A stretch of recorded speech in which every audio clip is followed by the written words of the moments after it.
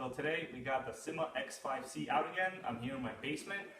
The reason I'm going to show you guys this little quad is because it's actually been one of my favorites for a long time. I currently have a Phantom and I have a couple of other smaller quads.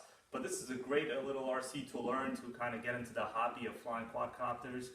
It's cheap. You can pick it up basically anywhere on eBay or Amazon, and you can get it for under $50. This particular model is called the SYMA X5C, and it is a 2.4 gigahertz unit. It comes with a remote like this. It's pretty nice. It has a digital LCD screen right here, so you can look at all your trends. What else is great about this quad? Now, currently this model right here, I took the camera off, but it did come with a fixed camera. I mean, it was a pretty low quality camera. I'll be honest with you, it was only 2 megapixels, although when I did upload the pictures to my computer after, it definitely looked like it was lower than 2 megapixels. So I basically just took it off. I do kind of like some of the flight dynamics of this quad. It's very light. Even if you crash it, you know, I've hit my ceiling with it many times. I've hit a lot of stuff actually with it. Never broke a single part so far. I do keep the prop guards on only because they're really not that heavy and it really won't affect your flight dynamics that much. It's already very light. The batteries they use, I'm going to show you the batteries right here. I just walk over right here. This basically, I got a couple of them right here. It's a small little LiPo like this. It's a 1S. This particular one is actually the upgraded version. It's a 650 milliamp hour battery. The standard ones they come with is a 500. You could pick up about 4 of them on eBay for under $20. The flight time you will get is around 5 minutes. Now, generally, I don't really fly more than 3 minutes because the packs tend to heat up. And after a couple of flights, they will begin to swell. So, you know, if you want to maximize the longevity of your LiPos themselves, I really recommend not flying until the low battery warning goes on. In the low battery warning, I have another video where actually previously I uploaded it, where you could see the little LEDs flash. That's how you know the low battery warning is on. But you do have a couple of seconds of flight time after, so don't fly far away because it will, you know, pretty much descend right away. So we're going to turn this on. I'm going to put it on the floor. We're going to show you how you activate it and what else we could do. So first, it's always best to turn on the remote. Just going to flip this switch. So it beeps. You could see the little green LED beeping. We're going to turn on the quad right here. And I always place the on switch facing me, and I just put on the floor. You can see that this says, well, the LEDs are blinking rapidly. That means that it's not yet armed. So we will have to arm it, you know, with this stick later. So I'm going to put it on the floor. So here we go. Let's come up to the remote right here. So you could see they're both blinking. As soon as I raise this stick up, it will make a noise and it'll arm. So it's armed now. You could see the LEDs are solid on the quad itself, and that means we're ready for flight. You know, so let's see. I'm just going to go up a little bit. So it's active. So the first mode that it's on is always low mode. You could see right here in the little LCD display, there's an L right here. So there's an L. If I press this button right here, which is your left toggle right here, it's going to go into high mode. You could see that now it says high. So basically what that means is we'll have more lean and it'll be a much faster quad. So let me switch it right now back to low mode. I really recommend you guys use the low when you're first learning. And you could see I'm gonna raise it and I'm gonna do a couple of forward and back passes. You could see how fast it you know, responds in certain modes. So let's just go. All right, so right now we're in low. So you could see even when I hit max forward, this is basically its top speed. It's not leaning that much. The quad itself is very stable. As you could tell, the gyro works pretty well for a non-GPS enabled quad. So this is low right here. So, you know, I'll go back and forward a little bit. Left, right. Pretty slow, but very stable. Right now we're going to press high, and you guys could see the different angle and how it leans forward. So we're going to go into high. Now it's high. You could see it's basically a completely different quad. The lean is pretty high, and it's pretty fast. You know, so for me, I could do high. Really doesn't matter. What else you can do? You can do a couple flips with it. I'm going to show you guys one flip. Well, it's all right. You can hit whatever. You can see it's pretty stable. I'm going to do a couple other flips. Let's see. I'm going to do another backward flip.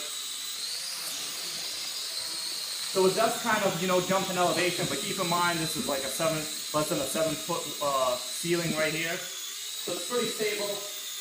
You can tell I can hover by it, you know, no problem. Let's try to land it right here on this weight. So we're just going to try to land it right here on my bench press.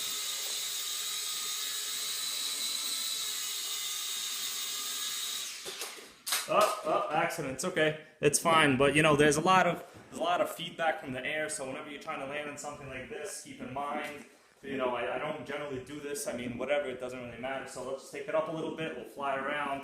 Currently, I have it in high mode once again. Up, wrong way, wrong way. Let's see, where's the forward? Right there.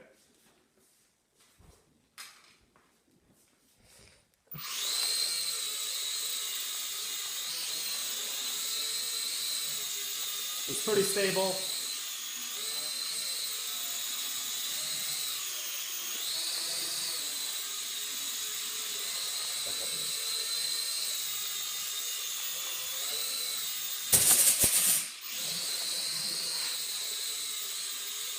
As you can tell, the drone, I'm actually doing some of this on purpose, some of these impacts. I am a little bit of a better pilot than you guys might think, although, you know, that's arguable, honestly. But it is very stable. You can do whatever you want. It's a cheap quad to get into. You know, if you're looking for photography, you can get a different version. We do have versions with Wi-Fi. I don't particularly care about that.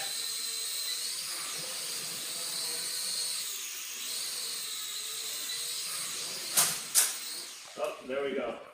But anyways, you know, I've crashed it a couple times, literally no problems. As you can tell, it's still very well balanced and centered. I haven't really had to adjust any trim. And we're flying for a couple minutes already so far, I would say. The lights aren't flashing yet. So the battery life is pretty good, you know, in my opinion. I'm going to kind of get it right here, and we'll just turn it off. So there you go. That's the SYMA X5C. You know, if you guys have any questions, whatever you want to know about it, just please do ask. It's a great little quad to get into. You know, you can get even larger versions, but those are called the SYMA X8. So the 5 is the smaller version. The X8 is a slightly larger version. If you guys are curious, let me just walk you over to my other quad right here. This is a Phantom. Just for a size comparison, we'll just look it over right here. So this one is the Phantom 4K. This is what the SYMA looks like. If we could just put it on top, you can tell that, you know, the SYMA is smaller, obviously, but you can get the SYMA X8, not the 5, and it will basically be the same size as the Phantom. But this is a good quad. I've had this for a couple years. You know, I've had this one for maybe a couple years before I could really afford a Phantom and really not be worried about the price. But now that they're so affordable, you know, pretty much anyone can get them.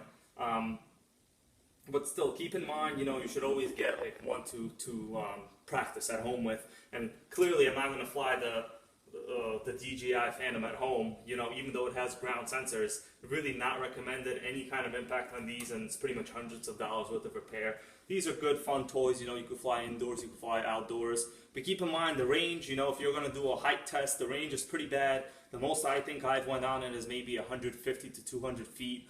After which the signals, you pretty much have severe signal loss. But that's it. You know, if you fly basically not too far away, this is a perfect little quad to get. You know, nothing to worry about breaking. I never broke anything on it. Actually, I've had plenty of impacts, even with trees. But that's it. You know, thank you guys so much for watching. If you have any questions, please do let me know. And if anyone's curious, we also have this very little one. So I have a family of quads actually. This particular one is very, well, it flies alright.